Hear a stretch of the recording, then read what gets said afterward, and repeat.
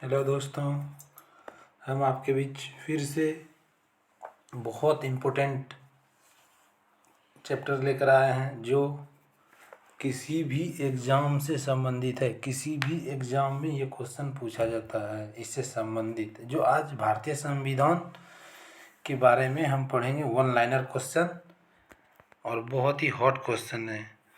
तो दोस्तों, मैं KKG क्वेश्चन की ओर से लगातार आप लोगों के लिए सीरीज चला रहे हैं। तो आज इसमें मैंने भारतीय संविधान का चैप्टर डाला है।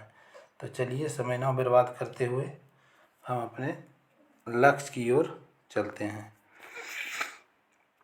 तो पहला क्वेश्चन है दोस्तों, स्वतंत्रता के बाद पूछा है दोस्तों, स्वतंत्रता के बाद भारत का संविधान लागू होने तक शासन किसके अंतर्गत चलाया गया। तो वो शासन जो चला था, ये चला था दोस्तों 1935 के भारत सरकार अधिनियम के अनुसार। नेक्स्ट क्वेश्चन है दोस्तों, भारतीय संविधान सभा की प्रथम बैठक कब हुई थी। भारतीय संविधान सभा की प्रथम बैठक 9 दिसंबर 1946 को हुई थी। नेक्स्ट है दोस्तों, भारतीय संविधान सभा के अस्थायी अध्यक्ष कौन थे। राजेंद्र प्रसाद, डॉक्टर राजेंद्र प्रसाद। संविधान सभा के अस्थायी अध्यक्ष कौन थे, अस्थायी अध्यक्ष कौन थे। डॉक्टर सच्चिदानंद सिन्हा। फिर पूछ रहा है दोस्तों, संविधान सभा के सदस्य की संख्या रखी गई थी 389 389 दोस्तों रखी गई थी। नेक्स्ट चलते हैं, लगन इतना पढ़ाई करोगे दोस्तों, खुद बोले नौकरी की हमें ले लीजिए, मेहनत इतनी होनी चाहिए। ये नहीं कि 2 क्वेश्चन पढ़े, 4 क्वेश्चन पढ़े, फिर से लग गए कि हो जाएगा, देखा जाएगा, अभी समय लंबा है।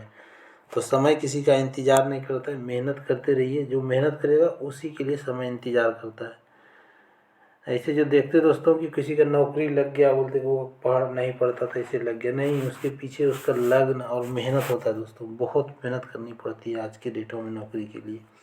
चलिए, संविधान सभा की प्रारूप समिति का अध्यक्ष कौन थे। ये थे डॉक्टर भीमराव अंबेडकर साहब। संविधान सभा का औपचारिक रूप से प्रतिपादन किसने किया था। पूछ रहे दोस्तों, औपचारिक रूप से प्रतिपादन किसने किया था। MN रॉय ने। औपचारिक रूप से प्रतिपादन किसने किया था, MN रॉय ने। तो नेक्स्ट क्वेश्चन है दोस्तों, भारतीय संविधान सभा गठित करने का अधिकार क्या था।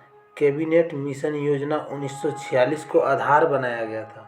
संविधान सभा का जो गठन किया गया था उसके लिए किसे आधार बनाया गया था। कैबिनेट मिशन 1946 को आधार बनाया गया था। सर्वप्रथम भारतीय राष्ट्रीय कांग्रेस द्वारा संविधान सभा के गठन की मांग कब और कहां रखी गई थी। 1936 फैजपुर में रखा गया था दोस्तों।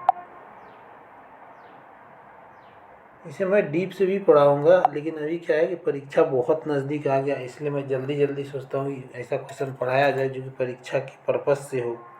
ये नहीं कि मैंने पूरा डीप पढ़ लिया और आया ही नहीं, तो फिर समय व्यर्थ हो जाएगा दोस्तों। फिर से मैं पढ़ाऊँगा, लेकिन समय अभी नहीं है, क्योंकि ग्रुप डी का रिजल्ट डेट आ गया है कि संभावना है कि जुलाई में होगा।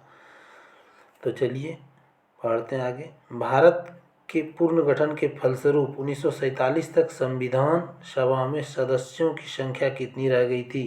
299। संविधान सभा में ऐसी रियासतें के कितने प्रतिनिधित्व थे। ऐसी मतलब देसी, जो देसी था उसका कितना रियासतें थे, 70। संविधान सभा के गठन की मांग सर्वप्रथम 1895 में किस व्यक्ति ने की थी। तो बाल गंगाधर तिलक ने किया था सर्वप्रथम। संविधान सभा में किस देसी रियासतों के प्रतिनिधित्व ने भाग नहीं लिया था। तो कौन सा भाग था नहीं लिया था, हैदराबाद ने भाग नहीं लिया था। हैदराबाद दोस्तों भाग नहीं लिया। नेक्स्ट क्वेश्चन है, BR अम्बेडकर कहाँ से संविधान सभा में निर्वाचित हुए थे। तो ये बंगाल से हुए थे। संविधान सभा का संवैधानिक सलाहकार किसे नियुक्त किया गया था। BN राव को किया गया था संवैधानिक सलाहकार नियुक्त। तो चलिए दोस्तों, BN राव हो गया दोस्तों। अब नेक्स्ट जो क्वेश्चन है, नेक्स्ट है संविधान सभा की प्रारूप समिति का गठन कब हुआ? 29 अगस्त 1947 को हुआ था दोस्तों। संविधान की प्रारूप समिति के समक्ष प्रस्तावना किसने रखा था? जवाहरलाल नेहरू ने रखा था। एक से बढ़कर एक क्वेश्चन है दोस्तों, आपको सिर्फ देखना है, याद तो बोलते रहते, सुन लीजिएगा तो याद हो जाएगा। इतना मस्त क्वेश्चन लाया हूँ मैं। भारतीय संविधान कब लागू हुआ है? 26 जनवरी 1950 को लागू हुआ भारतीय संविधान। भारतीय संविधान सभा की संघीय समिति के अध्यक्ष कौन थे? संघीय समिति के अध्यक्ष थे जवाहरलाल नेहरू। संविधान सभा की रचना हेतु संविधान विचार सर्वप्रथम किसने प्रस्तुत किया था? स्वराज्य पार्टी 1924 में किया था। संविधान में सर्वप्रथम संविधान सभा की रचना हेतु स्वराज्य पार्टी 1924 में किया था। संविधान सभा ने भारत के संविधान को कब स्वीकृत किया था? 26 नवंबर 1949 को स्वीकृत कर लिया गया था दोस्तों। नेक्स्ट क्वेश्चन की ओर चलते हैं। बोल रहा है संविधान बनाने में कितना समय लगा था? संविधान बनाने में कितना समय लगा था? संविधान बनाने में 2 वर्ष 11 माह और 18 दिन का समय लगा था। संविधान सभा का चुनाव किस आधार पर हुआ था? वर्गीय मताधिकार पर। संविधान सभा का पहला अधिवेशन कहाँ हुआ था? दिल्ली में। सभी क्वेश्चन पूछने वाला दोस्तों, पूछ लेगा संविधान सभा का पहला अधिवेशन कहाँ हुआ था? दिल्ली में। नेक्स्ट क्वेश्चन की ओर चलते हैं दोस्तों।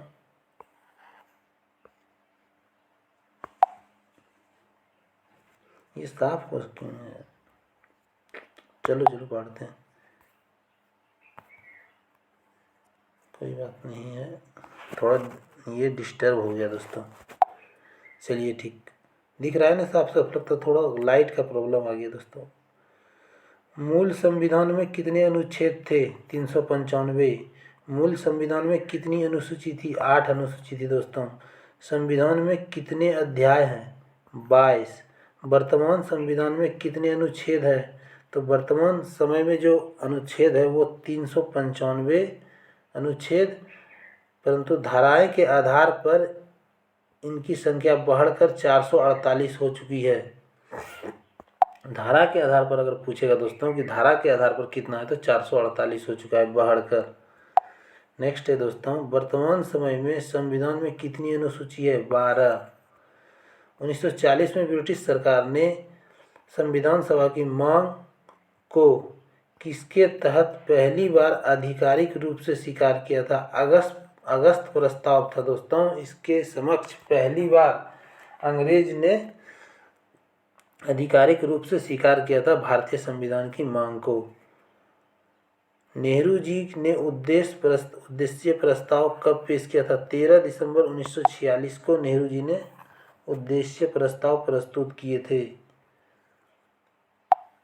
नेक्स्ट है दोस्तों, संविधान सभा द्वारा उद्देश्य प्रस्ताव का स्वीकार कब किया गया? 22 जनवरी 1947 को।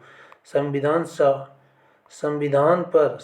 सभा के सदस्य ने अंतिम रूप से हस्ताक्षर कब किया था? अंतिम रूप से हस्ताक्षर किया था 24 जनवरी 1950 को।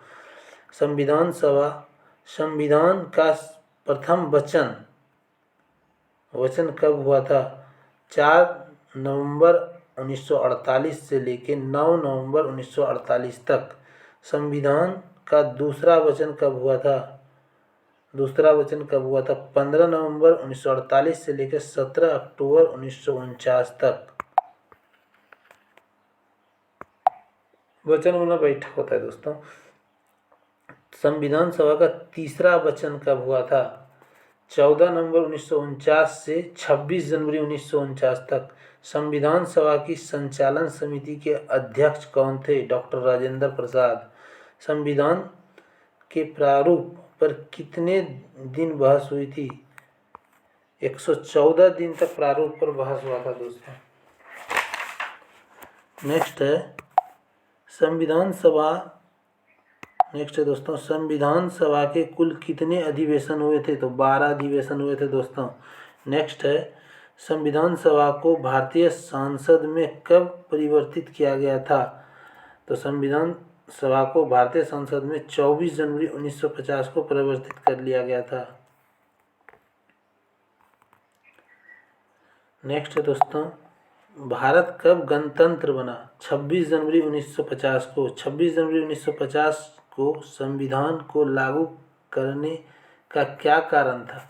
कुछ तो कारण था दोस्तों, क्योंकि 26 जनवरी 1930 को भारतीय राष्ट्रीय कांग्रेस द्वारा प्रथम स्वाधीनता दिवस मनाया गया था। संविधान सभा द्वारा भारतीय राष्ट्रीय ध्वज को मान्यता कब दी गई? तो राष्ट्रीय ध्वज जो है उसको दोस्तों 22 जुलाई 1947 को मान्यता दी गई थी। तो इस प्रकार से हम पूछता है सब दोस्तों। फिर से पढ़ते हैं अगला नेक्स्ट क्वेश्चन। राष्ट्रीय प्रतीक को आधिकारिक रूप से कब मान्यता मिला? राष्ट्रीय जो प्रतीक है उसको आधिकारिक रूप से कब मान्यता मिला? 26 जनवरी 1950 को। भारत के राष्ट्रीय गान आधिकारिक रूप से कब मान्यता मिला? 26 जनवरी 1950 को। ये जो हम पढ़ा रहे हैं दोस्तों, ये भारत के संविधान से संबंधित हॉट क्वेश्चन है जो कि किसी भी एग्जाम में आना ही है। चलिए नेक्स्ट क्वेश्चन की ओर चलते हैं हम। भारतीय संविधान के किस भाग को संविधान की कुंजी की संज्ञा दी गई है? प्रस्तावना को दोस्त कुंजी की संज्ञा दी गई है। भारत के संविधान की प्रस्तावना किन शब्दों से शुरू होती है? प्रस्तावना है जो दोस्तों किस शब्द से शुरू होती है? तो वो होती है हम भारत के लोग। भारतीय संविधान निर्माताओं ने सबसे अधिक ध्यान किस पर दिया? तो प्रस्तावना पर दिया है दोस्तों। नेक्स्ट जो क्वेश्चन है दोस्तों आपके बीच में, वन लाइनर क्वेश्चन पढ़ने में बहुत मज़ा आ रहा है परीक्षा के दृष्टि से। भारत के संविधान की प्रस्तावना में सर्वप्रथम संशोधन हुआ था। पहला संशोधन कब हुआ था? 1976 में।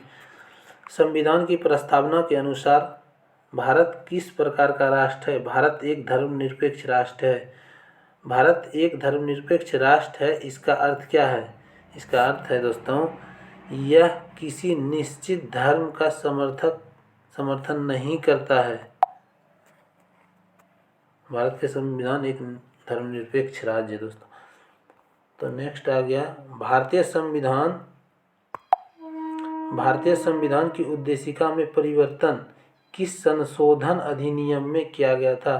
तो 42वां संशोधन में किया गया था दोस्तों। 42वां संशोधन 1976 द्वारा प्रस्तावना में कौन सा शब्द जोड़े गए थे?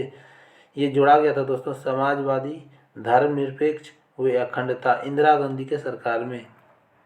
चलिए नेक्स्ट क्वेश्चन की ओर चलते हैं। भारतीय संविधान की प्रस्तावना के अनुसार भारत के शासन की शक्ति किसके पास है? भारत की शासन की शक्ति जनता के पास है। तो नेक्स्ट क्वेश्चन की ओर फिर बढ़ते हैं दोस्तों। आ गए हम लोग नेक्स्ट क्वेश्चन। विश्व का सबसे बड़ा संविधान किस देश का है? भारत का दोस्तों। ये भी पूछ सकता है आपसे दोस्तों कि विश्व का सबसे बड़ी लिखित संविधान किसका है? तो भारत का। और वो लिखित संविधान पूछे तो क्या था? इंग्लैंड और इजराइल एक ऐसा देश है दोस्तों जिसका वो लिखित संविधान है, लिखित संविधान नहीं है। ठीक है दोस्तों। भारतीय संविधान पर सबसे अधिक प्रभाव किस स्रोत का है? भारतीय संविधान पर सबसे अधिक जो प्रभाव पड़ा था वो दोस्तों भारतीय शासन अधिनियम 1935 का पड़ा था। मौलिक अधिकार, न्यायिक पूर्वावलोकन, राष्ट्रपति एवं उस पर महाभियोग, वित्तीय आपात, उच्च व उच्चतम न्यायालय के न्यायाधीश को हटाने की प्रक्रिया व वित्तीय आपात, न्यायालयों की सर्वोच्चता की अवधारणा किस देश के संविधान से ली गई थी? ये लिया गया दोस्तों अमेरिका से। नेक्स्ट क्वेश्चन की ओर चलते दोस्तों। पूछ रहा है संसनात्मक शासन प्रणाली, एकल नागरिकता एवं विधि निर्माण की प्रक्रिया किस संविधान से ली गई? ये ब्रिटेन देश के संविधान से लिया गया। आयरलैंड के संविधान से ली गई मुख्य शक्ति कौन सी थी? आयरलैंड से जो लिया गया दोस्तों वो था नीति निर्देशक तत्व, सिद्धांत या तत्व। विधि द्वारा स्थापित प्रक्रिया को कहाँ से लिया गया था? ये जापान से। मौलिक कर्तव्य किस देश के संविधान से लिया गया? रूस से। संविधान संशोधन प्रक्रिया किस देश से ली गई? ये दक्षिण अफ्रीका से लिया गया कि संविधान को समय समय पर हम संशोधन करते रहेंगे। नेक्स्ट है दोस्तों, राष्ट्रपति को आपातकालीन शक्तियां किस देश से ली गई? जर्मनी से। संघ सूची व राज्य सूची को किस देश के संविधान से लिया गया? ये कनाडा से लिया गया दोस्तों। ऑस्ट्रेलिया के संविधान से कौन कौन सी मुख्य शक्तियां ली गई है? तो प्रस्तावना की भाषा ऑस्ट्रेलिया से ली गई थी तथा समवर्ती सूची का प्रावधान भी ऑस्ट्रेलिया से लिया गया था। नेक्स्ट क्वेश्चन है दोस्तों, संविधान निर्माण के समय कितनी अनुसूची थी? तो 8 अनुसूची थी। वर्तमान में भारतीय संविधान में कितनी अनुसूची थी? ये बढ़कर 12 हो गया है दोस्तों। नेक्स्ट क्वेश्चन चलते हैं नेक्स्ट में दोस्तों, प्रथम अनुसूची में किसका उल्लेख किया गया था? प्रथम अनुसूची में उल्लेख किया गया है भारत के 29 राज्य एवं संघ शासित 7 क्षेत्रों के। लेकिन ये क्वेश्चन में चेंजिंग हो गया है दोस्तों, क्योंकि राज्य और केंद्र संघ शासित जो क्षेत्र है वो उतार चढ़ाव होते रहते हैं, तो ये आप अपने अनुसार से हमेशा करंट देखते रहिएगा दोस्तों। चलिए, संविधान के कौन से संशोधन के द्वारा दिल्ली को राष्ट्रीय राजधानी की दर्जा दी गई? तो वो था 69वां संविधान संशोधन।